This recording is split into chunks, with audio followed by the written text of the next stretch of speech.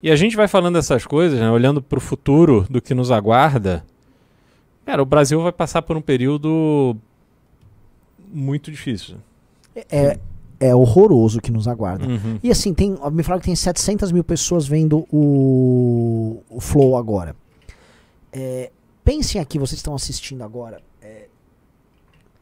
Essas pessoas não têm muita ideia do que aguarda elas. Não. Quando eu vi agora o resultado do PIB, né, eu tava vendo alguns economistas conversando, né? Assim, cara, com a injeção de dinheiro e corte de impostos que nós tivemos agora, você ter 1.11, acho que 1.13 de recessão é muito ruim, mas não é que é pouco ruim, é muito ruim. Porque todo mundo esperava assim.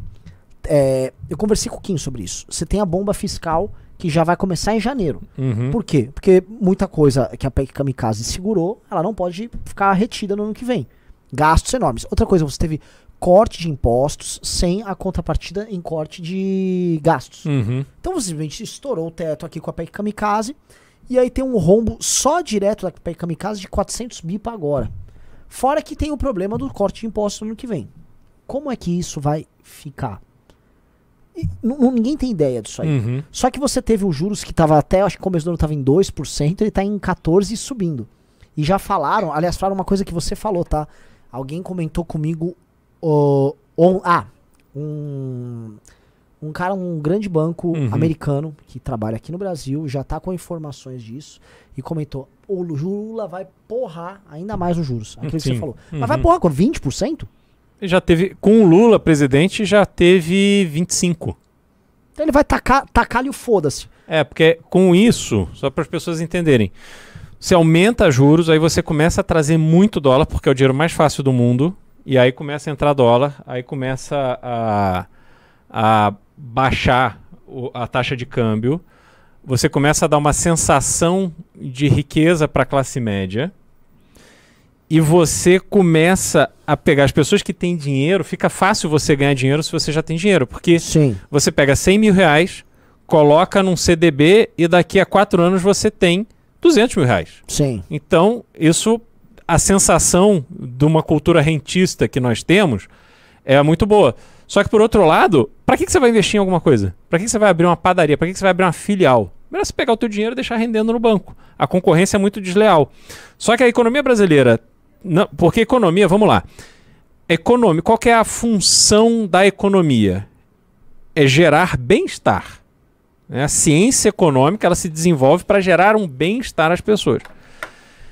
O bem-estar do brasileiro está completamente deturpado porque a gente desaprendeu a lidar com a inflação. A gente vinha de um longo período de inflação muito alta, onde você não tinha perspectiva para nada, você pegava o seu dinheiro e comprava dólar, ou você pegava o seu dinheiro e você ia no mercado e você fazia aquela compra do mês. Do mês, 4 carrinhos e tal, porque se você fosse 15 dias depois, seu dinheiro ia comprar bem menos.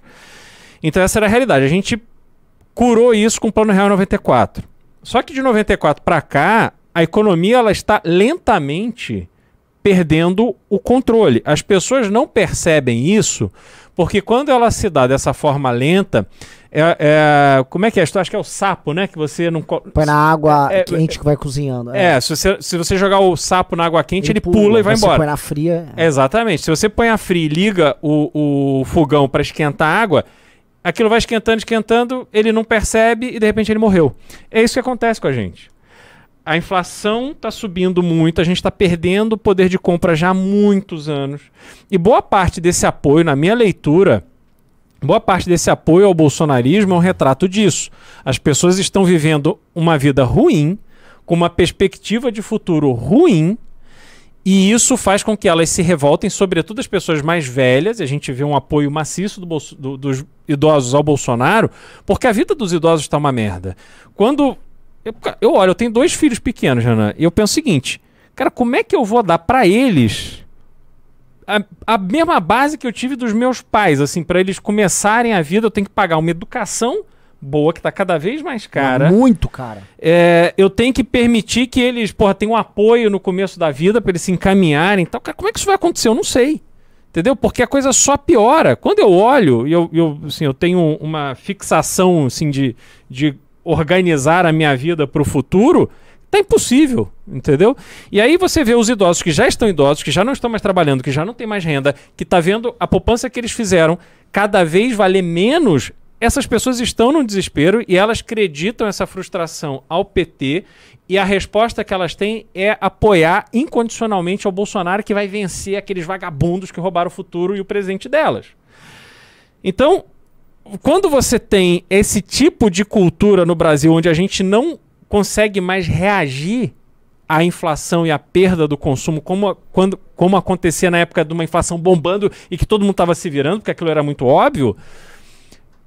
Quando você tem um choque de juros, as pessoas vão ter dificuldade de ajustarem o seu comportamento. Acho que esse é o grande desafio que a gente vai viver.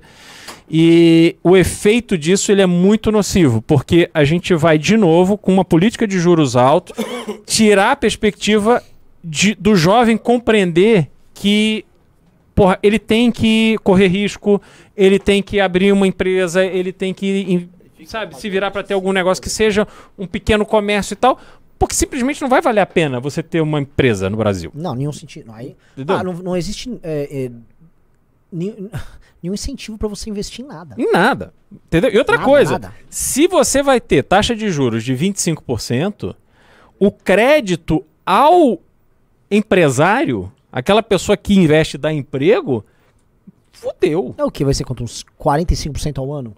Pelo menos. Assim, se o cara tiver um crédito bom. Sim. Entendeu? Eu tô imaginando que o spread costuma ser alto. Porque como você tem um aumento do custo do dinheiro, você também tem um aumento da inadimplência. Simplesmente não cabe. Assim, as pessoas... Aí você vai ter desemprego. É assim, aquele caos absoluto e total. Entendeu?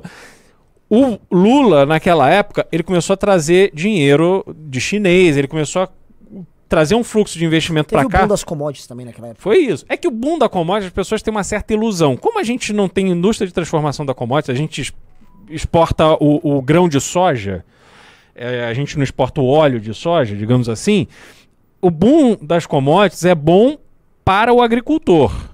É bom, eventualmente, para o cara que vende o trator. Mas eu digo assim, a entrada de dólar que faz acabar. Sim, mas assim, a geração do emprego, se dá na indústria de transformação. E a gente vai continuar não tendo isso.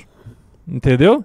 Aí, as pessoas, assim, as empresas brasileiras vão ter que emitir dívida lá fora para poder ter acesso a juros mais baratos, e o pequeno e médio está fudido.